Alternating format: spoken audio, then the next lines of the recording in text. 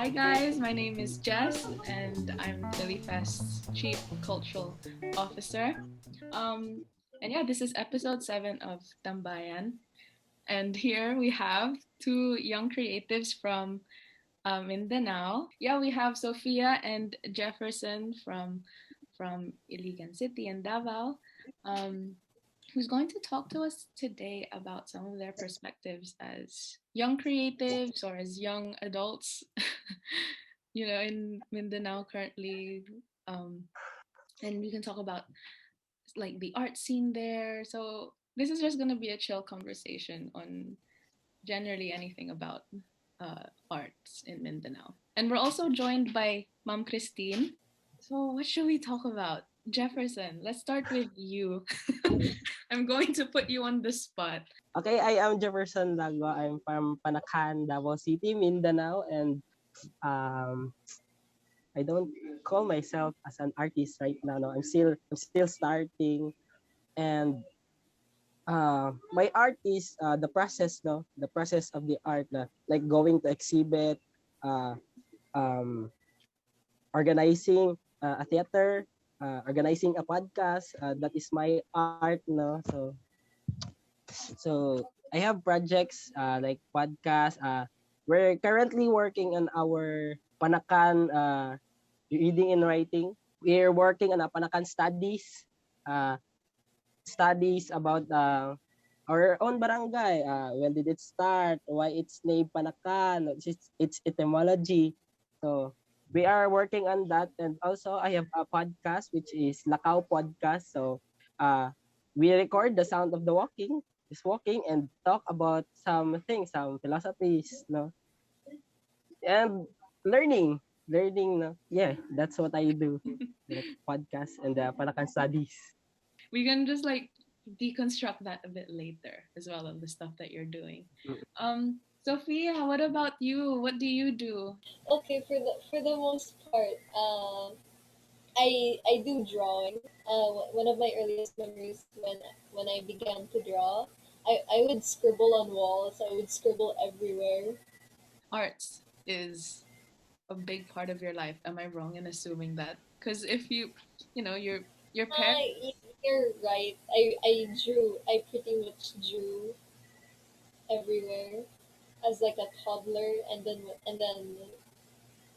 I started drawing on paper the rest of the way. So nowadays I play a lot of like video games. So I mean, we can all relate to that because yeah, pandemic, because like we literally have all the time in the world and stuff.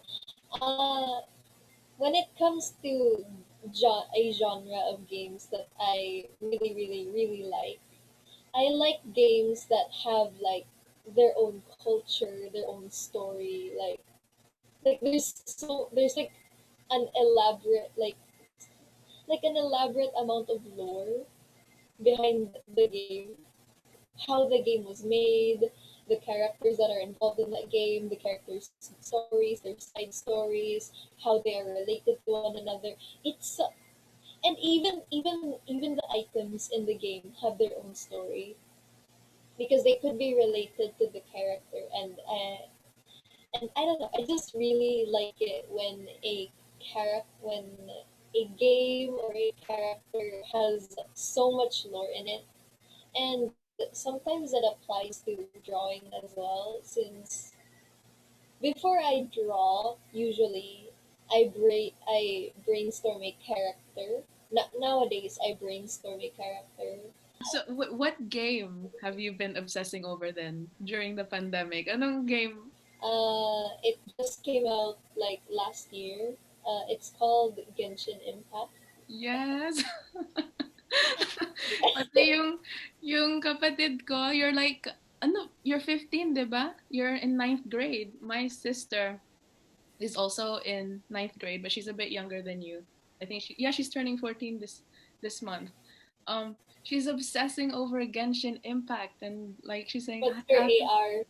you know what? I feel like after this podcast, I'm going to start playing Genshin Impact like really seriously now because um I feel what you feel when you say that games have their own culture and they have their own like lore and their own life. Ikaw, Jefferson, may mga ano ka ba? What are what have you learned about yourself over the pandemic, or what have you Discovered during the pandemic. yeah. I created a Lakaw podcast during I think March, no? So Really? my aunt, no? Yes. So my aunt asked me to run an errand, no, to my ate, and it's just 3 kilometers. So I asked my friend, no, my friend, so let's just record our talk, our conversation. So let's walk that 3 kilometers. It's not that far away. So we record it and posted it in Facebook. No? Then that's all. I was thinking no, that everybody is stuck in their homes. And then I got this opportunity to go out to run an errand. So why not reconnect the people inside their homes, no, to the sounds of the walks, no, the vehicles outside, no, the winds. Oh, so that's why I thought, hey, just record this. Let's just record this.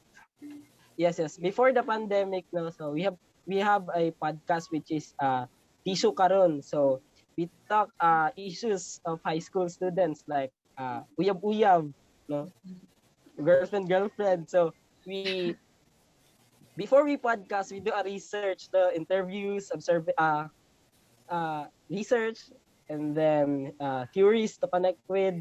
Then we talk about it just like friends. Having a snack, then talk about high school uyab-uyab, and then throwing stuffs like Jean Piaget's theory about this, like that. Oh, Crazy. that's crazy. I love it. That's so interesting. Yeah, it's nice to hear that you guys are working on that stuff. Um, I think I'm just lucky because I have my mentor, Sir Frank, no? He's introducing me to everything in Davao, in Mindanao, no? She's teaching me stuffs about Mindanao, and also mm, Sir Carlo, no? I yeah, read Sir Carlo essays like yeah. that. So they provide me everything. Sir Frank, he just gave me 3 books, just like ganina. This three Oh books wow. ganina about education, studying education. So I think I'm just lucky that I have them, no, Mm. beside me to guide me in the art world. Sino si Sir Frank, Jeff? Could you is he your teacher? Sir Frank is our or what do you call, teacher in our communication arts guild. We have communication arts guild in our barangay, no. So he headed it since I was grade 7. So he invited me to act in a play. Then that's all. So we do theaters, no. Mm. Oh, so Also, you're part of an arts guild, like a little art collective within the. yes. Oh, maybe you could tell us about that as well, the stuff that you do there. So we've staged I think 4 plays. What's the title? Killing the Issue is Yeah, killing the issue. staging in March 19, I think. No. It's nice to hear that you're also doing plays and theater on the side. Ikaw, Sophia, are you a theater gal? I've never really thought about acting, but I do like musicals. I don't know. I like the pizzazz they bring. Oh, yeah, for sure. Also because some musicals are like they're all happy and cheery, but like the lyrics they're singing are very dark. Like Heather's the musical, and Six the musical. I feel like people tend to overlook the privilege that they have here of having arts and the theater so um like available to you. Is it like that in Mindanao, or like for young people? Do they what's it like? Like, is it available? I think you're lucky to enter a theater play, no, randomly. Like, okay, there's a theater happening right now, so let's watch it. So Yeah. that's not happening here in Mindanao, no. So the art here is the art, like the ethnic arts. They say that okay, let's preserve this ethnic art, no, but it's not. But I dream of not trying to term it as preserve, but like what Sir said that during the first lecture, that traditions should not be preserved but should be Mm. strengthened. He did say that like traditions shouldn't be preserved, and I resonate a lot with that. Culture is active. It's a process, and Yes, yes, communities who produce um uh like these artworks, these objects, that it's I strongly feel like they that we shouldn't rely on them being preserved a lot, because then it just becomes static. It becomes like you just historicize it, and then you're just treating it like a museum object, like it's just going to stay yes, into that form forever. And so when Sir Carlo was saying that uh, that uh, for cultures to survive, then we need to let go of that idea of like preserving something. I think for Mindanao arts, I think it's an important issue to talk about, actually, yes. because Because uh, quote in quote Filipino, no, so they mm, see Mindanaoan art as just minority, no, oh, just true. ethnics, no, that's what they do. Then like what Mindanaoans have this larger area, no, have this equal art, no, equal culture with the whole Philippines now. So we're not savages, we're not inferior, no. We have sorry for that term, no. No, it's Uh, okay. no, so I'm we are glad. capable of, no, yes. Sige, sige, go ahead. Yeah, we are capable of no, strengthening, no, innovating our culture and arts. No, we are capable of having our own scene here in Mindanao. So why are they stereotyping us that Mindanao is full of wars? No, there's only one part in Mindanao that have wars. No, but it's not always. No, Mm, so the Filipinos are creating this image of Mindanao that are bad like that. I don't want that for our future to be ano to to to have the reality, no, our future's reality is Mindanao is like this, like mm, that, no. So because for a growing nation, no, for a growing nation like the Philippines, there is no place for us Mindanaoans because they have a future, they have their own future, no, like that. So I want Mindanao to flourish in its own way, no. So that's why I managed to think about this concept, which is Pundo Paniid, like what I told you, ma'am, in the message, no, about the Pondo Paniid, that Mindanaoan Mindanaoans in a discourse, no, they should indigenize, no, like you, ma'am, you're in the UK, are you from Mindanao, ma'am? No, Iligan, I think. yeah, I have family there sa Iligan, but Uh, yeah. so you're a Mindanaoan. Thank you. For example, you, ma'am, you have the privilege there in the UK. So if you this thing that you're doing is a pundo paniid, ma'am, because you are giving us voice, no? Youth here in the small barangay here in Mindanao, you're giving us voice, no? So this is pundo paniid. In a discourse, you must indigenize something, and your feedback is Mindanao. So this is related to Sir Zeo Salazar's. I hope you're familiar with pantayong pananaw. Um, Zea Salazar's pantayong pananaw. So that we Filipinos should see ours as ours. You know, like we must like we have a culture, then our plan for it is to show it around the world. No, we must see it. We must first see it. We must first view it as for Filipinos, not for international. So like you're doing an art. So your dream is to show it around the world. No, you must dream that to show it around your barangay, to show it to your family, to show it to the whole Davao, to the whole Mindanao. So that's what is pantayong pananaw. No? So we must see ours as ours, no? Atin. In Tagalog pa atin. Yeah, atin. I Okay, I can add. Can I Yes. add just Opo, ma'am, please. uh, Mindanao is really a complex island. Now we have so many groups. There are 13 Islamized groups, 22 the non-Moro and the non-Christian groups, and we have the thousands, no, or hundreds and hundreds of settlers and their descendants. That's how complex Mindanao is. And if we follow what the late scholar Arsenio Manuel, maybe related to you also, Jessica, said that for every group, for every tribe, there must be well, they have a language, they have their own culture, they have their epic. So that's quite a staggering thing to say. No, I mean to speculate that how many the complexity and the diversity of the cultures and languages of Mindanao.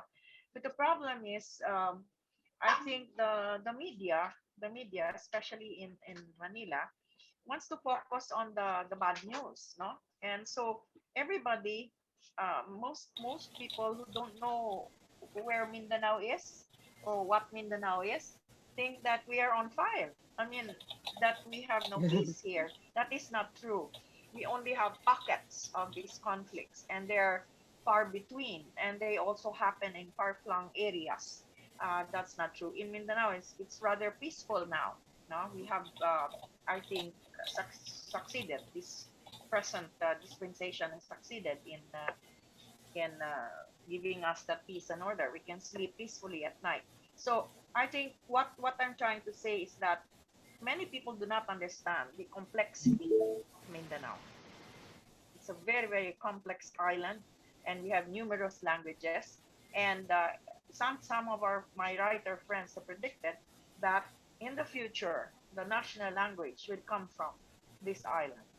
We have now hybrid languages, no, the mixture of languages, especially in southern Mindanao. So I think in your case, what you said, Jefferson, that cultures are living. But once you publish it, then it's already an archive. It's already artifact. No, but they're living. We have to live. We live it every day. It's there. For some reason, when I think of like Philippines as a whole, it's always Luzon that's front and center. For me, it's always Luzon that's front and center. Like it's literally Manila. The capital is Manila, and where is Manila? It's in Luzon. So obviously, Luzon's gonna be front and center. And like Luzon has a lot of things that the other regions don't have. Like for Visayas and Mindanao, like they have more privileges compared to Mindanao. Like in my opinion, if I were to describe the three regions, I don't mean this to be offensive, but like Luzon is like the favorite child. It's the favorite child. It's there. It's showy. It's a show off. It flaunts everything it has, and like Luzon, Mindanao is just there. It exists. That's it. That's all we know. That's it. And then Visayas is like Mindanao in exists. between. It's in between. Like it's there. It has stuff to show also, but at the same time, it's not really much compared to Luzon. And it's something that's perpetuated from way back when, like back when the Spaniards were in the Philippines. It was made to um, be like that. It just doesn't work. You can't have a center like that. People will be displaced. You're placing like a social hierarchy, and it's been so like it just perpetuates with each generation. And I'm so glad that you two brought it up actually, and like now that we're discussing it, because it's a real problem as creatives, as young creatives. It's a challenge that you have to face, and I'm very glad you brought it up because at least now the FiliFest audience knows about it. You have to present those complexities in culture, and they can be negative, they can be positive, but it's good to have that dialogue. we have this little segment where we present a fact and it's called like talaga. That was talaga. And it's very cheesy. So Talaga? so kung may fact kayo about Mindanao that you would like our FiliFest audience to know, what would it be? Mindanao, compared to the other regions, is literally a undiscovered archive of culture. That's it. Ikaw, Jeff, So what's your I'm talaga thinking fact? of this word refers actually to anything, a Bisaya word, no? It's kuan. Like, kuy kuan, ano nagot to kuan? Fun. Like, di ba kuan Anong si ibig kuan? sabihin nun? Tell me. Like you're like if you have nothing to say, like, or you have nothing to talk about, you just say kuan, si kuan, like katukuan. So there is no a pronoun here na in Bisaya, no? There's no pronoun in Bisaya. You just say siya to refer to he or she, Yeah. no? There's no gender distinction, no? Yeah, so like if you say you don't want to offend someone, so you sing kana gud si kuan kay ano kay na si kuan ba? Like, di ba? I mean, I like the way Jefferson pointed out the Quran. It's a very convenient word. You don't like to say you don't want to tell, no, what it really What you're is. So you say ang Quran ni Quran, Quran. And then it apparently you're talking to somebody also a Bisaya, they understand each other. You would understand each other. I mean, it's something that you cannot don't like to divulge, you don't like to describe, you just say Kwan. And it's very difficult to translate to English. yung Miss Universe questions ko pala. Ala, Yung Miss Universe questions because you guys are so articulate and so very thoughtful in your responses. Um, so yes, I think I asked before naman yung ano ba yung mga challenges na pina-face nyo sa pagiging young creative in Mindanao, or like as a young person in Mindanao, not necessarily just being a young creative. What are your frustrations about, um, I don't know, like what's the stuff that's going on around in your community? I want to say I think two problems that I face in indulging creatives, no. Mm. First with the root of all, the family, no. The family. So um sometimes my I live with my aunt kasi. So uh kasabaan ko niya. So para mas kasabot sa term. What's kasabaan in English? Um scold ba, ma'am? Yes. So like, why are you doing this? No, you're not gaining financials here. No, you don't receive monies doing these stuff. No, you sleep too late. No, why are you editing this thing just to post in Facebook? No, so they question uh everything I do in the financial perspective. Like, do you earn something? You know? Huh? Can you earn? I said no, but I enjoy this thing. No, so in sometimes I will earn. No, not money, no? But not the knowledge, no, that I can give to the future. And the second thing is the like what you stated, no, on the education. No? Like right now, and since I'm so so when I was in grade 10, so my teacher told me that kanang mura daw mig buang. So you're in literal pa like kanang crazy nabuang na mo ani sa art, crazy, are you crazy? No, so that's what the teacher said. And so I was hopeless that time. No? So why would a teacher say crazy about this? No, uh, she's a teacher. No, why would she say this to us? So I think the problem is with the system that in the education, because they don't consider the thoughts of the children, no, the students. They don't think that no. So when a teacher asks something, so he or she wouldn't think what would be the students thinking about his or her questions, no? What are his or her feelings about the question. So they don't think of that. They just ask. No, they just ask. So everything like there is only two sides in our system. It's either the truth or the false. No, the truth or the false. So that's the only two sides in our system. So it's either you're crazy or you earn money like that in our system. So that's what I am facing in my ano. But right now I am reflecting na, so because reflection is a very important part in arts na in doing arts no. So what should my responses to this to this problem? So should I just cover my windows and then cry, or should I make something, should I evolve or create something no, to continue about I hope my words are clear no. Just like don't be let down by these things. Just continue, reflect, continue reflecting, continue. So that's what I do. I think that's not what they do in Miss Universe. That's too long.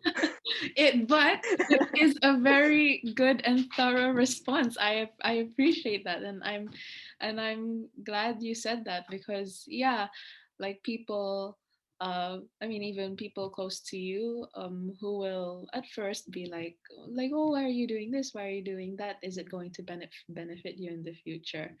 And we all face that as well, like growing up. Like, you're only 17 and you're doing so many things, creative things on the side.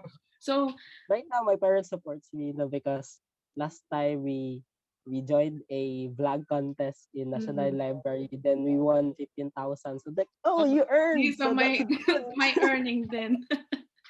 Yeah. Yeah, like that. So it's like you have, I think it's very rewarding once you are able to prove something, like even though they doubt you at the beginning, it's a rewarding feeling to be able to prove, yet like, yeah, like I managed to, you know like do this, and these are the things that I've made. Like, you have to have a sense of ownership for that, like Jefferson. And I think my advice is just keep doing what you're doing. Because your the stuff that you do, like for the community, like is so useful for the community. Is And you said kanina that you are contributing to knowledge for the generations in the future, and I think that's like really important, and it's good that you're aware of that at such a young age too. Ikaw, Sophia, do you have a response, or should I ask another Miss Universe question? He took the words out of my mouth. Yeah, I know you took the words out of my mouth too. It's the same things that I was thinking when I was, 17, 18. Like, the region that where you guys are in now is just so exciting because of these new opportunities for young creatives. Thank you so much for today. And thank you to Jefferson and Sophia for providing such wonderful insights about being a young adult, to being young creative in Mindanao, and like their perspectives on, generally what's going around in their community. And obviously, Ma'am Christine, thank you so much. Last minute yung pagsasali niyo.